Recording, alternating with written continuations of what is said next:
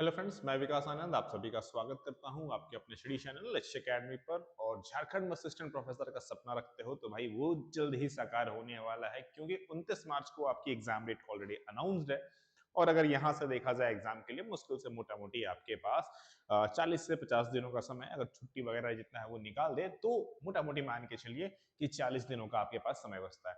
और ऐसे में असिस्टेंट प्रोफेसर बनना चाहते हो तो भाई डेली कम से कम भी यहां से ना 4 से 5 घंटा पढ़ना शुरू कर दो। और आज की क्लास में मैं वही चेक करने वाला हूं कि कितने आप पानी में हैं। तो आज की क्लास में टॉप 20 एमसीक्यूज होने वाले हैं। अगर उनमें से आपने 17 स्कोर या उससे ज्यादा स्कोर किया तो डेफिनेटली आप आने वाले क्लासेस में या आने वाले एग्जाम्स में टॉप 6% में अपना रिजल्ट रखने वाले हो। तो चलो चेकआउट करते हैं और आप कितने पानी में हो इसकी भी जानकारी लेते हैं।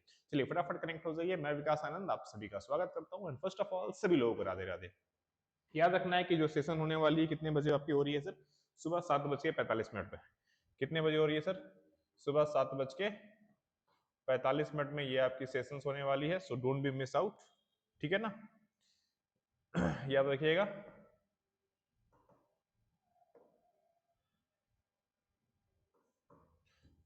ठीक है, चलो तो शुरू करते हैं सेशंस को बिना किंतु परंतु किए हुए।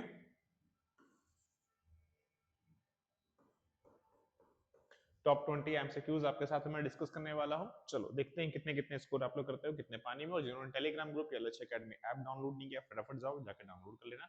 एंड सबसे इंपॉर्टेंट, जेट की top 15 full mock test specially for the paper 1 की ऑलरेडी बुक्स हमारी जो है वो लॉन्च हो चुकी है, आप सबको पता ही है। नहीं मंगवाया तो मंगवा लो मेरे भाई, क्योंकि ये अपने आप में सबसे बेस्ट बुक में से एक होने वाली है। अभी तक की सबसे लेटेस्ट पैटर्न पर ये आधारित बुक है आप लोगों के लिए, जो कि पूरे मार्केट में बॉस बोल सकता हूँ कि डेफिनेटली नहीं है आपके लिए। चलिए, और डिटेल सॉल्यूशन हिंदी इंग्लिश दोनों भाषाओं में, तो कोई इश्यूज नहीं होने वाली है यहाँ पर आप सबको, राइट?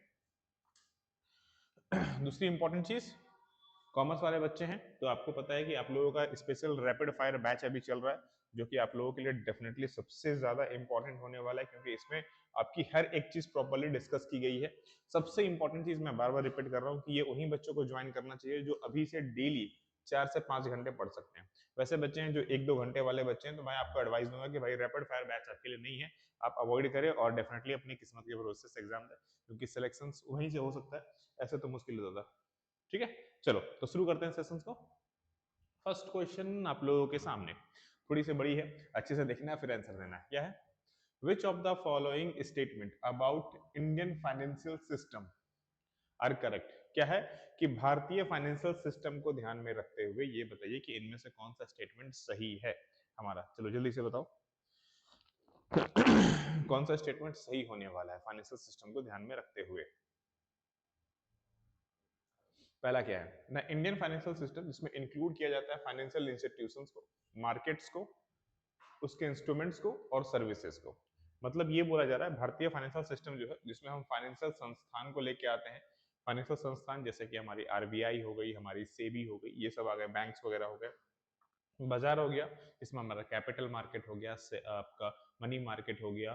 ठीक है, इसको लेके आते हैं। उनके इंस्ट्रूमेंट्स हो गए जैसे कि इक्विटी हो गया, डिवेंचर हो गया, सीपी हो गया, कॉल मनी हो गया, ये सारी चीजें आ जाती है। और सर्विसेज, जितनी भी हमारी सर्विसेज उसमें इंक्लूडेड होती हैं, वो सब लाते हैं। तो बिल्कुल ये बिल्कुल हमारा पहला तो बिल्कुल सही है। दूसरा क्या कहता है? RBI is the apex regulatory authority, ठीक है ना, जो कि इंडियन फाइनेंशियल सिस्टम को कंप्लीटली देखती है।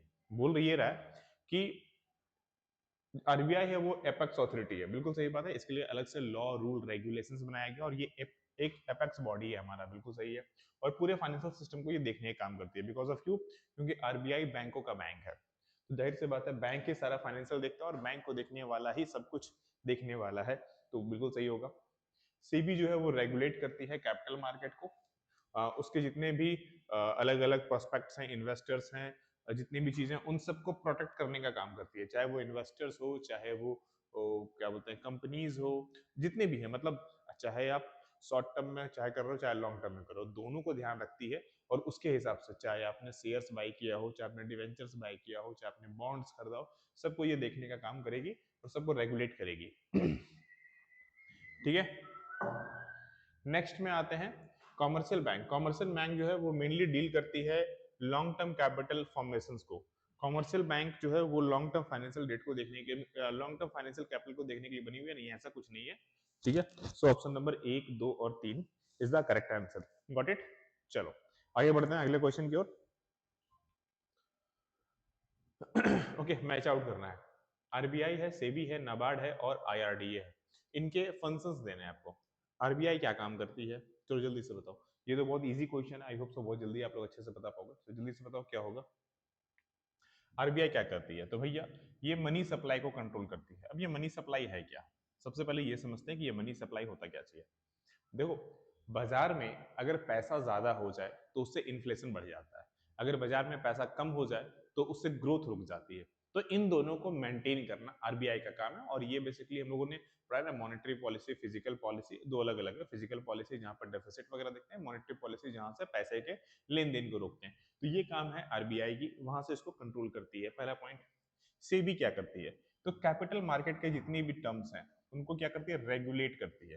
कैपिटल मार्केट के टर्म्स को रेगुलेट करने का काम करती है। ठीक है, नाबार्ड क्या करती है, तो रूरल क्रेडिट इंस्टीट्यूशंस है, जो गांव देहात में पैसे की नीड्स होती है उसको देखती है। और आईआरडीए इंश्योरेंस वाली चीजों को देखने का काम करती है। So option number A is the correct answer. Got it, clear है ये चीज। नेक्स्ट, असेशन और रीजंस वाले क्वेश्चन मैं हमेशा बोलता हूँ इनको अच्छे से पढ़ना है बॉस, क्योंकि एग्जाम में बहुत सारे क्वेश्चन इससे देखने को मिलने वाले हैं आपको। क्या है पहला क्वेश्चन,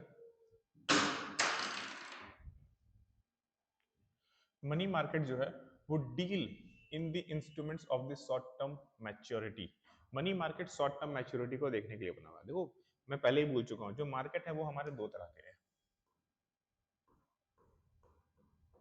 जो हमारे मार्केट है ना वो दो तरह के होते हैं। एक हमारा होता है capital and second one is money. पहले क्लासेस आपने देखा होगा तो हमने इसको डिस्कस ऑलरेडी किया हुआ है आपके साथ में। कैपिटल मार्केट की खासियत ये है कि ये तो हमारा लॉन्ग टर्म में होता है। दूसरा, लॉन्ग टर्म का मतलब क्या हो गया कि एक साल से ज्यादा। ठीक है ना, इसको रेगुलेट करती है सेबी। ठीक है, अब ये बेसिक चीजें जो आपको ध्यान में रखनी है। ठीक है, शॉर्ट टर्म की बात करूं तो ये मनी मार्केट हो गया जो कि शॉर्ट टर्म के लिए होता है।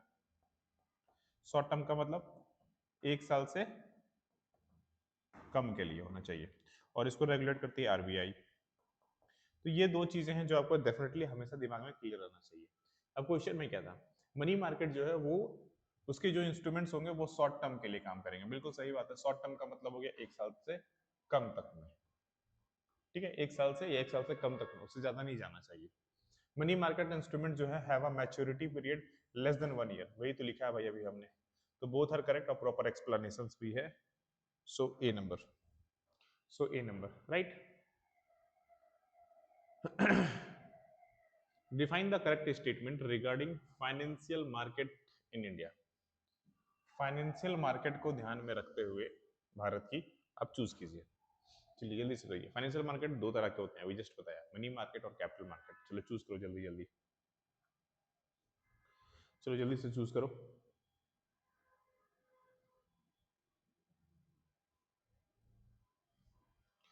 कैपिटल मार्केट मोबिलाइज करती है लॉन्ग टर्म सेविंग्स को। सबसे पहले ये मोबिलाइज क्या होता है, मोबिलाइज का मतलब होता है बेस्ट रिसोर्सेस या फिर बेस्ट यूज। आप सिंपल सी भाषा में इसको बोल सकते हो बेस्ट यूज। बेस्ट यूज का मतलब क्या है वो पहले समझते हैं। बेस्ट यूज का मतलब, अगर मेरे पास 1 लाख रुपए है और अगर मैं उसे बैंक में जाके रख दूं तो मुझे बैंक 6% का इंटरेस्ट देगा और 6% का इन्फ्लेशन भी है, तो मुझे कोई बेनिफिट हुआ नहीं। हाँ, अगर मैं उसे एफडी में डाल दूं तो मुझे 7% का इंटरेस्ट मिलेगा, तो 1% का इंटरेस्ट का बेनिफिट हो गया। वहीं अगर मैं उसे गोल्ड या सिल्वर ले लूं तो मुझे 15-20% का रिटर्न मिल जाएगा, जो कि कहीं ना कहीं बेटर यूज होगा और रिस्क भी कम होगा। अगर मैं वहीं पर शेयर मार्केट में कोई पर्टिकुलर शेयर्स वगैरह खरीद लूं या कंपनी का, थोड़ा रिस्क होगा लेकिन रिटर्न भी हो सकता है बहुत ज्यादा अच्छा मिल जाए। तो यहाँ पर क्या है कि मैंने अपने पैसे को मल्टीपल आपको जगह बताया जहां पर रख सकता। हाँ, एक ऑप्शन है कि घर में भी रख लो, लेकिन वहां पर रखने से आपको नुकसान होने वाला है।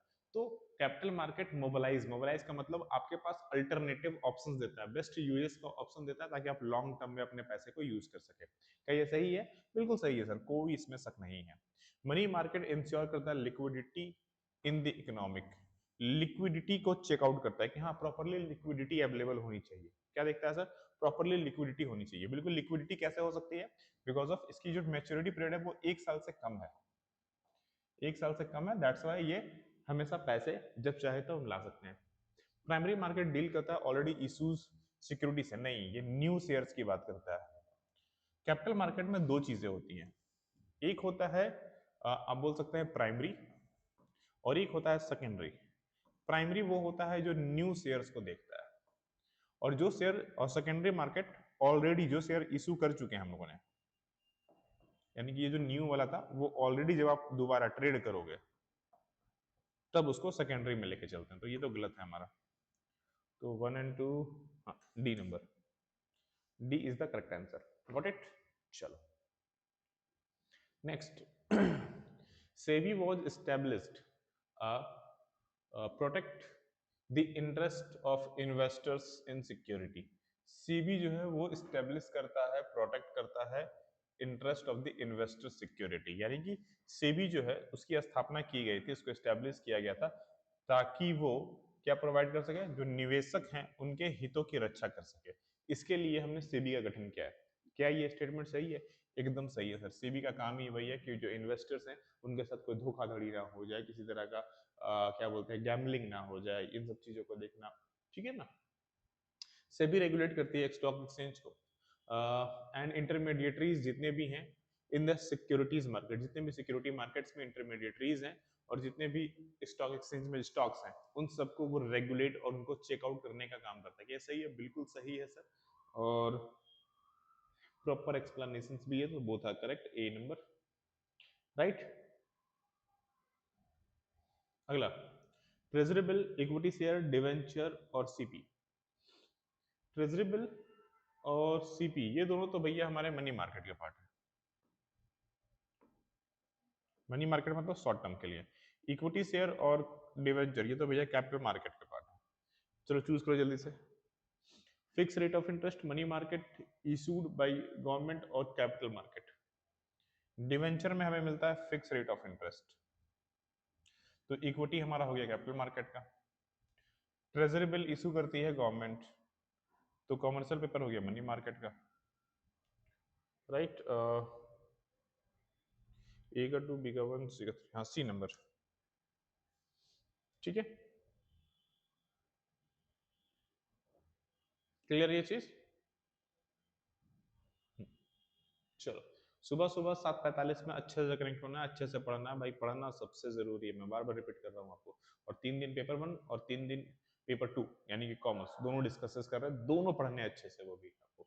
चलिए, विच of the following statement regarding a commercial bank, अगर हम बात कर रहे हैं कॉमर्शियल बैंक्स को तो उनमें से कौन सा करेक्ट है वो बताइए, ठीक है। चलिए जल्दी से, 4 स्टेटमेंट है हमारे पास, चूज कीजिए इन चारों में से कौन सा सही है कौन सा गलत है।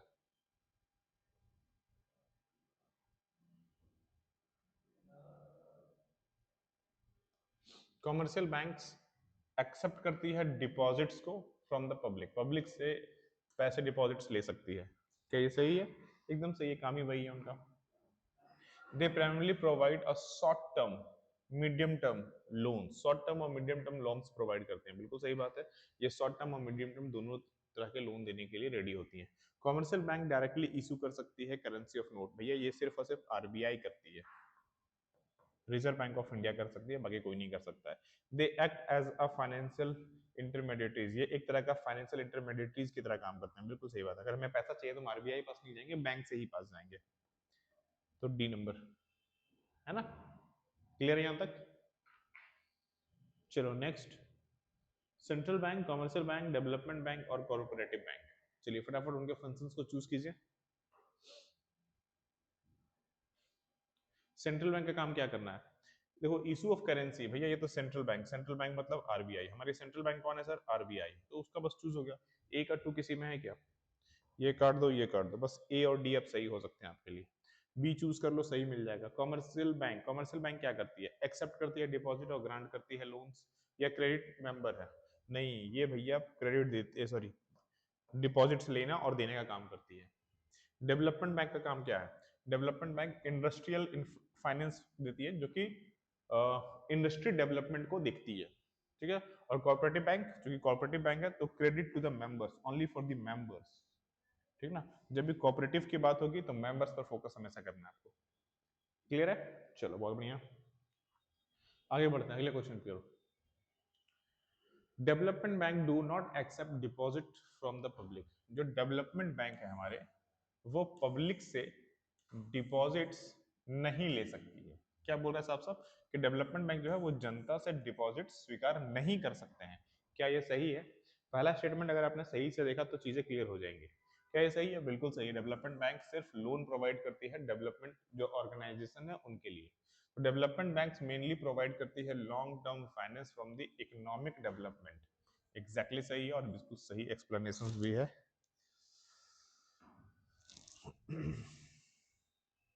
Both are true and proper explanations, right. चलो आगे बढ़ते हैं। Which bank is known as the apex bank of the Indian banking system. अभी कुछ देर पहले हमने डिस्कस किया था, जब अगर आप लोगों ने स्टेटमेंट वाला जो क्वेश्चन अगर वो देखा होगा तो हमने डिस्कस किया था एपेक्स बैंक किसको बोला गया। सर्वोच्च बैंक या एपेक्स बैंक किसको बोला हमने? बहुत अच्छे, reserve bank of India RBI को बोला। एसबीआई कैसे होगा मेरे भाई? Identify the correct statement regarding cooperative bank. Cooperative bank को ध्यान देना है। किसको ध्यान दे रहे हैं सर? Cooperative banks. चलिए चूज कीजिए क्या होगा।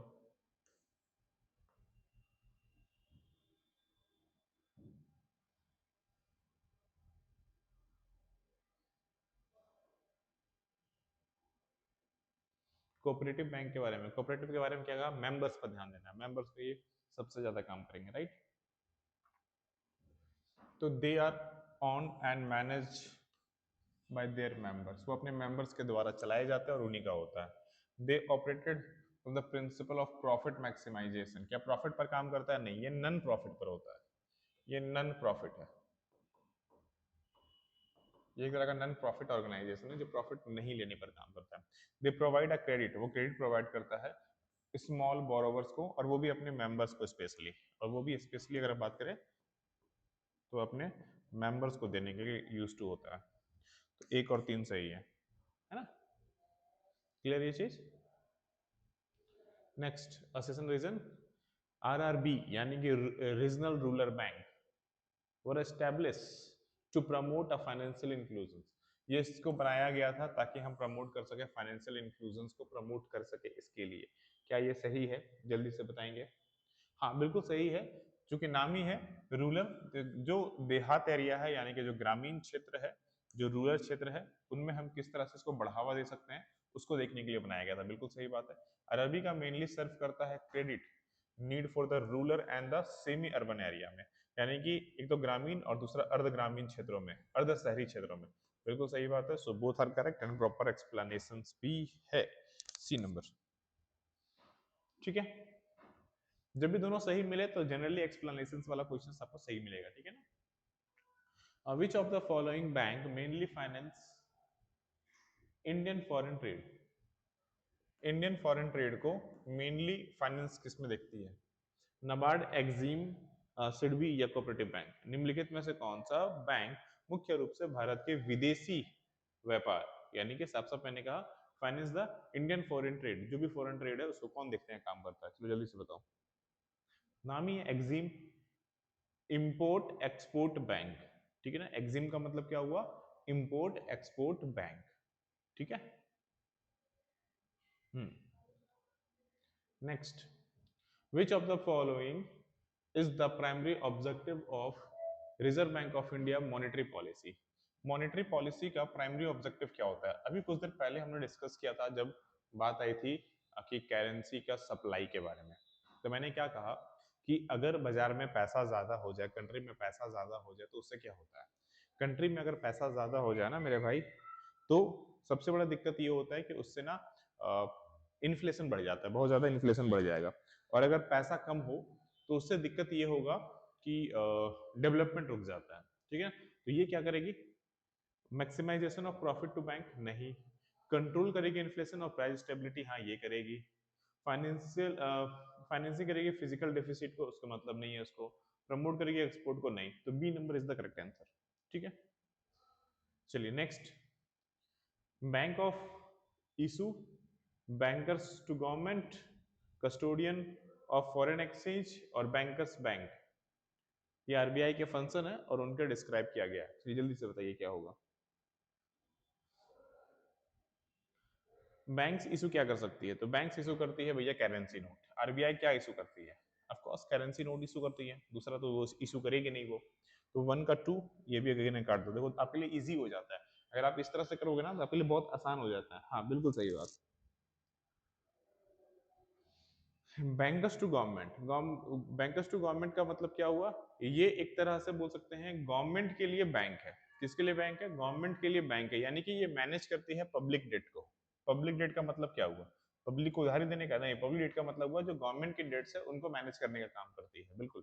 कस्टोडियन की बात कर रहे हैं, कस्टोडियन क्या हुआ? तो ये फॉरेन एक्सचेंजेस को कंट्रोल करने का काम करती है और साथ ही साथ में जितने भी हमारे custodian to the cash balance है उसको देखने का काम भी करेगी ये। Bankers of the bank for the custodian, ठीक है ना। ये दोनों मर्ज मत कर देना भाई कि सी का सर 1 हो जाएगा सो, ठीक है।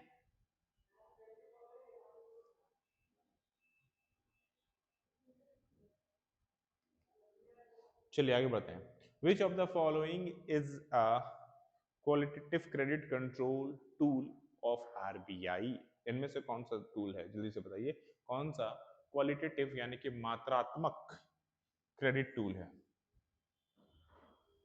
जैसे नंबर्स की बात हो रही है, ठीक है, नंबर्स की बात हो रही है तो नंबर किस में आएगा? रेपो रेट में। ये नंबर्स रेपो रेट कम या ज्यादा करना, 2% रेपो रेट है तो 0.25 कर दो, 0.125 कर दो, ठीक है ना। तो ये सब चीजें इसमें आ सकती है। ये हमारा सेलेक्टिव कौन सा अच्छा है बुरा है, ये मॉरल हो गया, ये क्रेडिट रेटिंग्स हो गया, किस तरह से अच्छा काम कर रही है या नहीं कर रही है उसको देखने का। तो ये सब क्वालिटेटिव है, ये क्वांटिटेटिव है, ठीक है। एक मात्रात्मक एक गुणात्मक। Next, which statement regarding repo rate? अगर हम बात कर रहे हैं रेपो रेट की तो इनमें से कौन सा सही है? चलिए जल्दी से बताइए। रेपो रेट और रिवर्स रेपो रेट दो तरह की चीजें होती हैं, जल्दी से बताओ क्या होगा। It is the rate at which RBI lead to commercial banks, यानी कि यह वह दर है जिस पर आरबीआई कॉमर्शियल बैंकों को लोन देता है। आरबीआई जब बैंकों को लोन दे, ध्यान से समझो, जब आरबीआई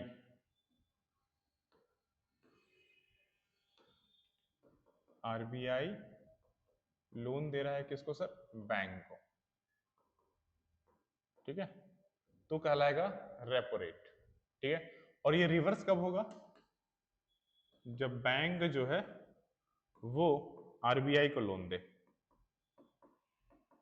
तो ये हो जाएगा reverse repo rate, reverse repo rate, ठीक है।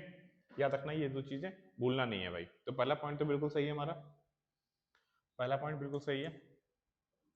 इंक्रीज रेपो रेट डिक्रीज कर देता है बोरोविंग। अगर आरबीआई बैंक को लोन दे रही है 5% पर अभी, तो बैंक आगे दे रही है मान लो 7% पर। अब आरबीआई ही 7% पर अगर बैंकों को लोन देगी तो बैंक आगे कितना पे देगी? 9% पर देगी। अगर इंटरेस्ट रेट ज्यादा हो जाएगा तो आप ज्यादा लोन लोगे? नहीं लोगे। तो कहीं ना कहीं ये तो बिल्कुल सही है कि हाँ अगर ज्यादा हो जाए तो डिक्रीज हो जाता है। रेपो रेट डायरेक्टली कहीं ना कहीं फिजिकल पॉलिसीज पे आता है। फिजिकल पॉलिसी नहीं है भैया, मॉनेटरी पॉलिसी का पार्ट है ये। It is the part of monetary policy not of physical policy, ठीक है ना। फिजिकल पॉलिसी में नहीं आता है, याद रखिएगा। फिजिकल पॉलिसी अलग होता है, मॉनेटरी पॉलिसी अलग होता है।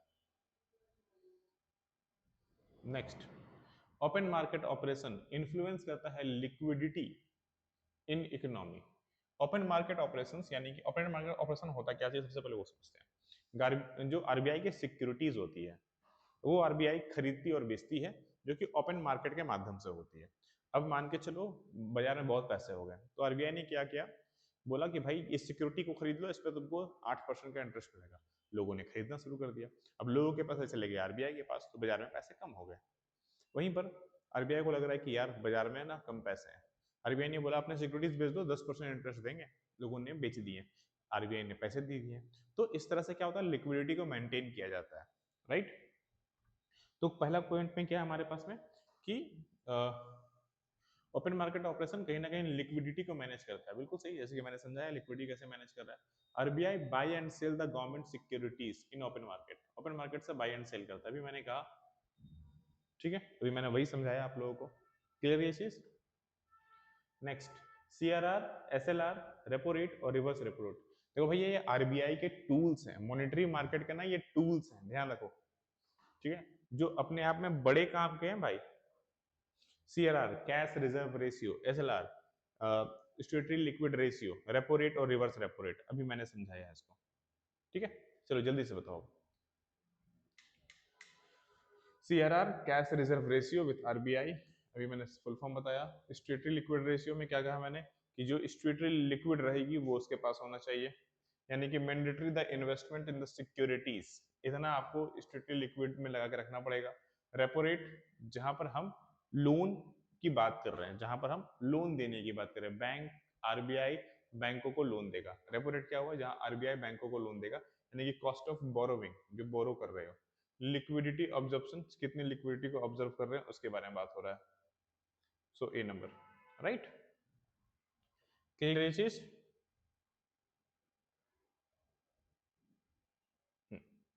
चलिए last but not the least, inflation. Inflation targeting has increased RBI accountability. क्या है क्वेश्चन में कि अगर इन्फ्लेशन बढ़ती है तो आरबीआई की जवाबदेही बढ़ जाती है, क्या ये सही है? एकदम सही है। क्यों? क्योंकि मॉनेटरी पॉलिसी का देखना है काम आरबीआई का है, और पैसे ज्यादा या कम होने से इन्फ्लेशन बढ़ता है घटता है। मॉनेटरी पॉलिसी जो कमिटी होती है वो फिक्स करती है इन्फ्लेशन टारगेट को। क्या ये सही है? बिल्कुल सही है। So both are true and proper explanation, that's why इसकी अकाउंटेबिलिटी बनती है।